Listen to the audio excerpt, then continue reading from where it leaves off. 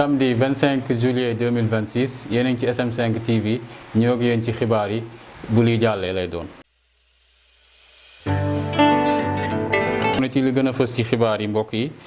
xam ngeen ni procès Aïssatou Gladima bi nga xam ni jàppoon nañ ko mercredi passé dañ ko randal ba vacances judiciaires yi jeex. xibaar yi bokk na ci tamit xam ngeen ni SNHLM am na directeur bu bees waaye moom bu mu ñëwee dafa commencé dàq ay liggéeykat ba mu waral naqaru liggéeykat yi ñu ngi woon takk ay brassard rouge di ko yuuxu fële ca direction bu SNHLM. bokk na ci li gën a fës ci xibaar yi tey ci samedi bi xam ngeen ni président Ousmane Sonko mu ngi ci caravane mu war koo dooree Bargny jaar Sébikotane dem Xombal jeexalee ko Bambey dinañ ci ñëw ci ni mu gën a yaatu. parallèlement le président Bassirou Diomaye Faye mu ngi fële ca King Fahd Palace nekk ci dynamique yaatal coalition Diomaye président waaye tamit mu war faa ngénte parti bi nga xam ni moom mooy nekk parti boppam yooyu yëpp bu ñu ko tënkee moo gën a fës ci xibaar yi. ñu ñëw ak yéen ci yaatal bi léegi. ñu leen ko waxee ci bopp xibaar yi bi ci jëkk mooy procès Aïssatou Gladima bi nga xam ne jàppoon nañ ko mercredi passé dañ ko randal ba vacances judiciaires yi jeex mooy bër bi nga xam ne ñi yëngu ci wàllu àtte war nañ koo def loolu nag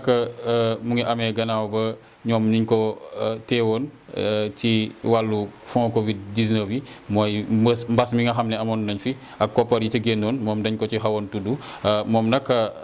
avocat am bi nga xam ne mooy maître El Hadj Diouf am na kàddu yu mu ci yëkkati ñu dem jëli élément bi ñëwaat. ñu xam na ñooñu ñu ñëwoon ñoom ñoo def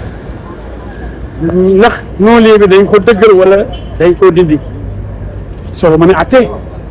et surtout Sophie Gladima donc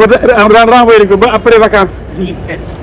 bon xëy na boobu ay ñu ngi seet ban date fekk la pare su ci des dinañ aussi bracelet électronique bi xam ngeen depuis plus de at mën na at léegi bu tegal ay fan yoon dafa di bracelet bi warul weesu 1 an en matière correctionnelle donc su en matière criminelle bu fekkee dañu takkal bracelet bu ma see at dañ ko war a dindi comme teg na mën na at ba tegal ay fan kon yoon nee na président bi nee na dindi na ko kon tey Sophie Gladima dina ñibbi ci du takk bracelet électronique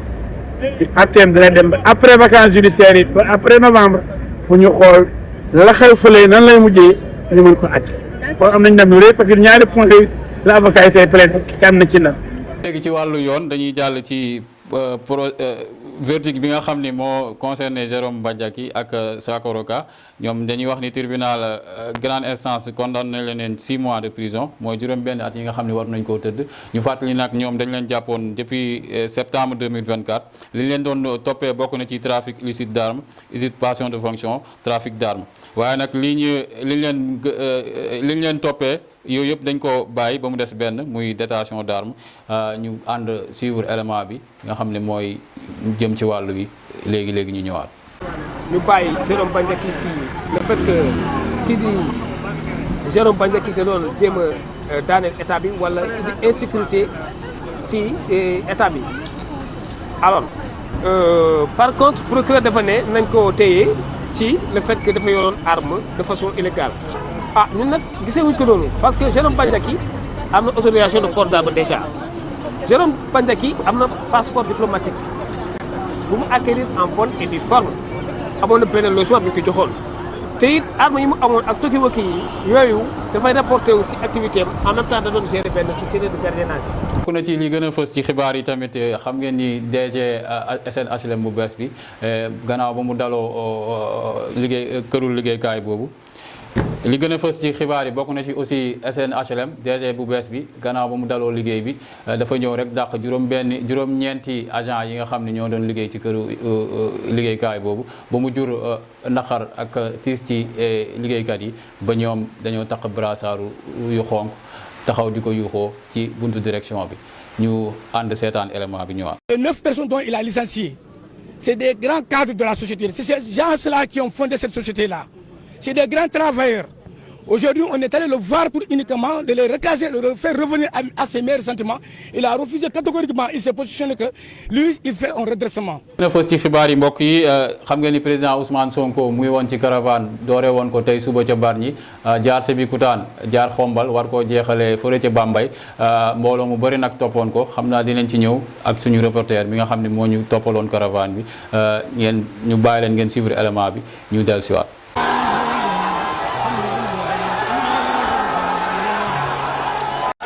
mbokki Bambey asalaamu aleykum wa rahmatullah ñu ngi leen di nuyu di leen ziyaare di am mbégte bu rëy ci teew fii ci dëkk bii nga xam ne suñu dëkk la defe naa diggante Pastef ak Bambey c'est toute une histoire waaye laata may sori da ngeen may ma gërëm ñi teew fii yépp tey xam naa ni toogaay bi yàgg na ñu ngi leen di masawu ñëwuñu ci cadre tournée politique ñëwuñu ci cadre nemmeeku tour ñëwuñu woon pour def meeting li ñu tax a jóg mooy mbindum carte yi ba Pastef mën a xam ku bokk ci moom ak ku bokkul ci moom loolu moo ñu taxoon a jóg ndax waa Bambey bind nañu bu baax a baax jox nañ ma résultat yi ci bésum tey bi ñetti weer lañ leen jox ñetti weer bëgg naa balaa ñetti weer yi di jeex suñu mënul am Bambey yépp ñaar ñoo fekk ci Bambey am na ci kenn koo xam ne jënd na carte membre Pastef au minimum loolu la ñu bëgg ngeen may ma gërëm kilifa diine yi nekk ci dëkk bi yépp rawatina ñi nga xam ne ci ñoom laa njëkke sànq nuyu leen ñoo xëy tey yendu fi jàng fi ñetti kaamil ñaanal réew mi ñaanal parti bi ñaanal ñun ñëpp yàlla na yàlla nangu ñaan yi di nuyu ñi teew fii suñu yaay yu baax yee nekk ci tribune yi ndaw ñi ñëpp maa ngi leen di nuyu bu baax di feddali sama kóllëre ak Bambey di gërëm it coordination bi nga xam ne Demba Thiam moo ko jiite moom ak ñi muy liggéey yépp di saluer son esprit dafa wax tey sànq lu am solo dégg ngeen ma depuis ay fan sama discours mooy discours yaatu ak yaatal parce que yaatal yàqul dara ci méritu ñi fi nekkoon démb ak barki démb yaatal gën a dëgëral mbir mi la yokk doole la yombal mbir yi la ba élection bu amee balaa midi carte yi leer naññi loolu mooy yaatal ku nekk Pastef kooku du lu tuuti ci ñun kon dalal nañ ko bu yàgg ndax wax naa ni Aïda Mbodj yàgg na ci Pastef xanaa kay dañ ko formaliser ci fan yële rek waaye bu ñëwee dañ ko naan marhaban dalal ak jàmm yaatalal ko mbiri mu ànd ak lim fi fekkoon te loolu la Demba Thiam wax léegi Pastef Bambey gën a am doole ba su doon 60% lañ fi amoon ci élection yi weesu yii di ñëw 80 wala 90% lañ ci am incha allah loolu mooy premier bi ñaareel bi mooy ci li ñuy liggéey nañu concentré ci li nga xam ne mooy suñu farata bañ ku ñu divertir bañ ku ñu provoquer bañ ku ñu parce que nag dafa am lu ma xam te xamu leen ko nekk naa ci niveau d'information boo xam ne amaana ñi fi nekk amuñu ko kon lu ma leen wax rek déglu leen ko bu baax buñ ci jaaree gis ci njëriñ ñi ñu jàkkaarloog dafa am stratégie bu ñu am ñoom mooy fexe provoquer Pastef ba Pastef am nu mu comporté woo jaxasoo am xeex am ñu ne waxoon nañ leen Pastef ñii la ñu mel ay nitu fitna lañu gis ngeen ñoo defoon lii ci réew mi àdduna yépp xam na ni Pastef bi muy xeex dañ ko tooñ bëggoon ko faagagal mu jël ay matuwaayam waaye Pastef musul tooñ Pastef musul jóg song nit waaye ànd ak loolu yépp nag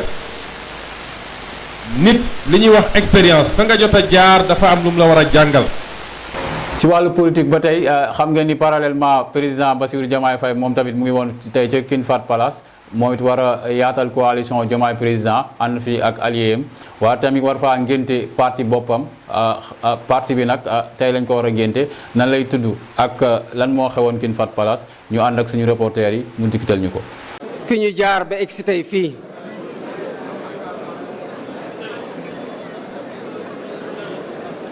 ku ne gis na liggéey gu am solo biñ fi amal ku ne gis na suñu jaar-jaar en tant que réew ak suñu jaar-jaar en tant que Sénégal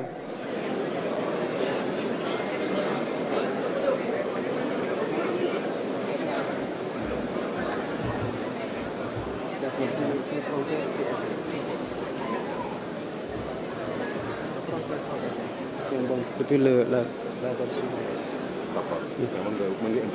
très bien, pas de souci. Donc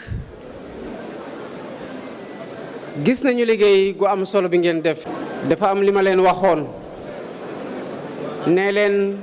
coalition ne dañ ko war a tas fépp ci biir Sénégal ci région bu ne ci département bu nekk ci commune bu nekk ci village bu nekk ak ci quartier bu nekk tey gis nañu ne fu ne la ñépp a jóge ci biir Sénégal pour ñëw fekkee ji bés bi te bés bu ñu jubloo dem ci congrès bi li fi nekk du doon dara ci bés boobu ci mobilisation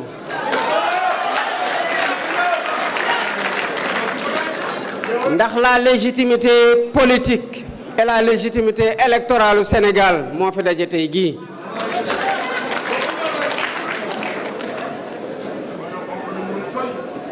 egguñu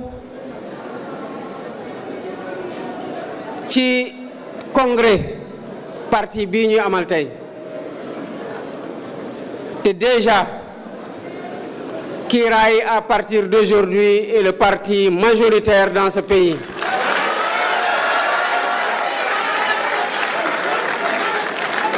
moo fi parti bu fi ëpp doole mooy parti bi fi mën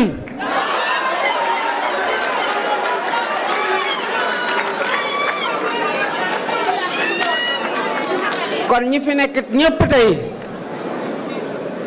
je vous demande de marcher la tête haute, de marcher fier et de vous dire que vous êtes du bon côté de l'histoire. Parce que vous êtes du côté de ce qui est pérenne, moi la République, moi les institutions. Tay bu ngeen seetloo taxawuma ci titre yi muy ministre yi muy DG yi muy maire yi muy président de conseil départementaux yi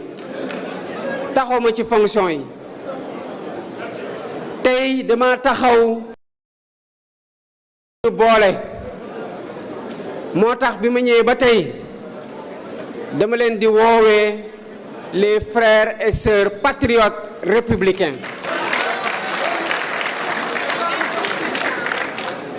jeexalee mooy wàllu làmb xam ngeen ni dimanche muy suba 26 juillet 2026 war na am combat bu rëy fële ca arène nationale te Gaston production tëgg ko mu war a dox ci diggante Tapha Mbeur ak Niang bu Ndaw ci biir combat bi am combat spécial boo xam ne booy jinne mu ndaw bu Kër Massar war cee bëre moom amaloon na open press alxames bi passé suñu reporter yi teewoon nañ fa ñu dëgtal leen reportage bi.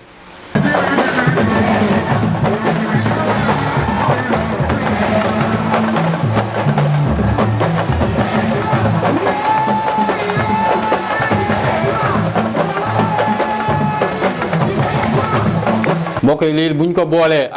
ak yeneen moo gënoon fës ci xibaar yi donc di leen jox dig daje ba beneen yoon ci yeneen i information bu leen fàttee abonné liker suñu page SM5 TV di leen jox dig daje ba beneen yoon